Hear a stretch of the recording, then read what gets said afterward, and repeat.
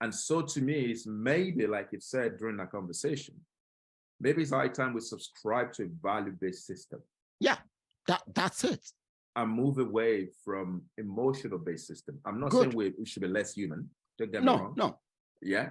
But what I'm saying is, I want us as humans, as Africans, to begin to embrace that collective identity. No one can go today and then say, we're going to erase the word Africa. It's too late. And wherever you go in the world, people will always ask you, some people in the world today still believe Africa is a country. Yeah. Okay. Mostly Americans. As ridiculous as it sounds. And so are you then going to go and then start reorientating over millions of people who believe Africa is a country? It's too late for that. Nah. And so, but there is a blessing in that. And the blessing in that. Yes. I absolutely agree with you on this. Absolutely. On this. Okay. Absolutely. So all I'm doing is what do you call it? I'm just asking questions because I know my audience will like to pick up those things. Yeah. Absolutely. For me, I subscribe to the human race. Okay. Why am I talking about Africa? Yes, I'm African. And Africa is behind. And I know that before Africans as a collective get respect from the other members of the human race, we need to dig ourselves out of our current position. Yeah. See? And then the question will be, how do we do that?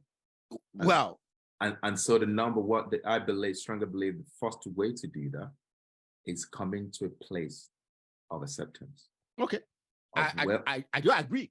Of course, of where we are in the world, and then dream a new collective dream together of where we really want to be. And this is achievable.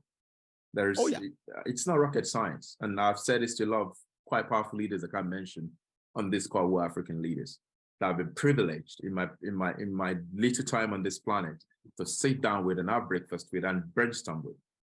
And I'm sure some of them will probably by chance will listen to this. And I'm using this channel as well to reach out to their consciousness again. Yeah. For them to know that anything that will make the world respect the Black person in the world will start from Africa. Oh yeah. That's the truth. Today, the whole world is respecting a Chinese person because China as a country is now a hard power. Exactly. And so my message is, when our leaders go on a global stage, they go to beg.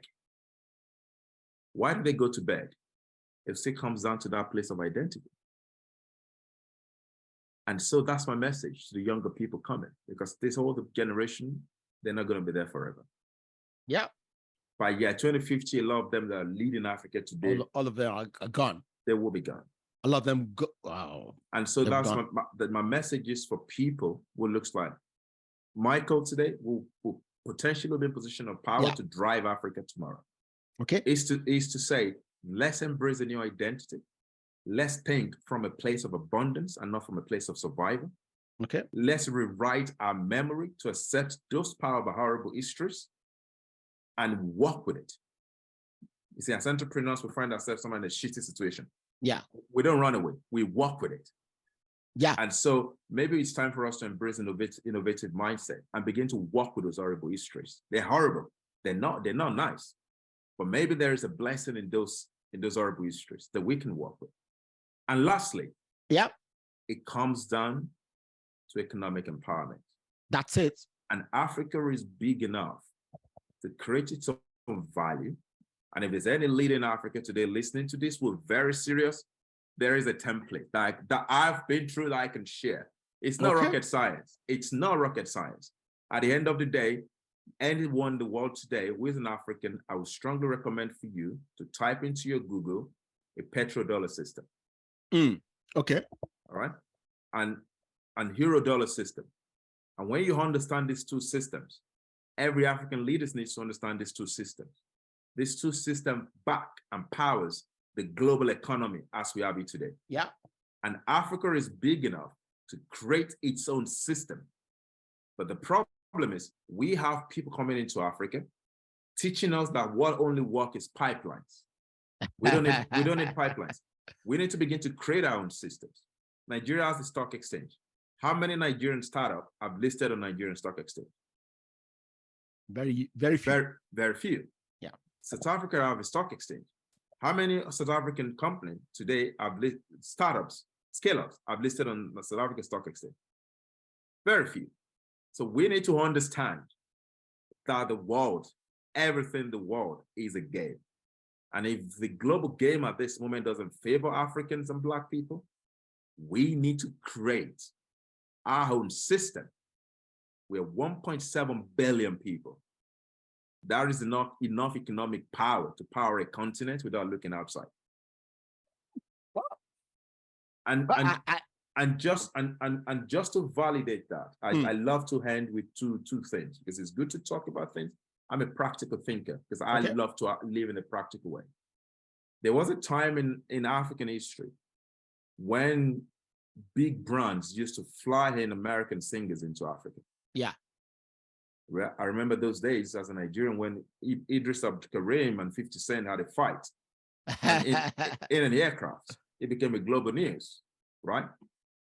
But when you look today, every single American artist are begging to do collaboration with Afrobeat artists from Nigeria, from Ghana, from Africa. Yeah. What has changed? I'll tell you what has changed. What has changed is some individuals get frustrated with the system here, and they have a split moment in their subconscious that they can do better. Marvin Records, 419 Squad, The Banye. They have a split moment. These folks are all in Southeast London. But something triggers in their brain that they can do better. And today, the whole world can't have enough of Afrobeats. Yeah. And so to me, that's what I mean by saying it's 90% psychological, it's 10% operational. Yeah. Today, Rock Nation is going to Africa to go invest, not to fly them to America to come and lick their asses. No. That's not happening. And just to kind of reiterate that, another thing, putting entertainment and Afrobeat aside. Let's use another practical thing. The startup ecosystem. There was a time in the history of the world when people see Nigerians, the first thing that comes to their brain is 419s. Yeah. It's fraud. But in the last 3 years, that's beginning to change on global scale. That's good. And we have a lot of things to give the world. And why? Because today, an average household mind in Nigeria, for every time they read about Flutterwave, for every time they read about Paystack, for every time they read about MoneyPoint, for every time they read about Okra and all these amazing founders doing amazing stuff, for every time they read about Drawing Your Way, New York Piggyvest, for every single time these young people read about these people, they also believe it is possible. Yeah. And that's the message I represent. Yeah. And today, African founders are now going to beg for capital. If they create enough value, capitals are going into Nigeria. Capitals are flowing to Egypt. Capitals are flowing to South Africa. Capitals are flowing to Ghana to go meet those ideas. Yeah. Yeah. Right? That's what we want. Absolutely. And so to me, if we all believe, because it's easy for our mind to trick us that it's a long way, like Mandela told us, to freedom. But let us remember that if the whole world today can listen to Afrobeat, I remember 5-6 years ago, I was in Harrods in London. And guess what they're playing? Oliver, The Banye. I thought, what?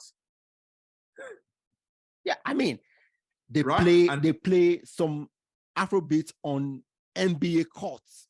That's what I'm saying. So that is for us to know that the moment to come to our place of power, The moment we understand that it's 90% psychological and it's 10% operational, and we put in the work, we do the inner work, understanding our place from a place of power. When we talk and when we move, the world listens and the world respects it. Okay. And that's my message. That's the message I stand for. Wow. Michael, you have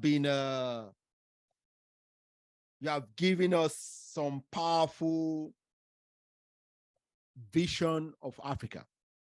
I mean, you have answered practically every question I had without us even, without me even asking you those questions.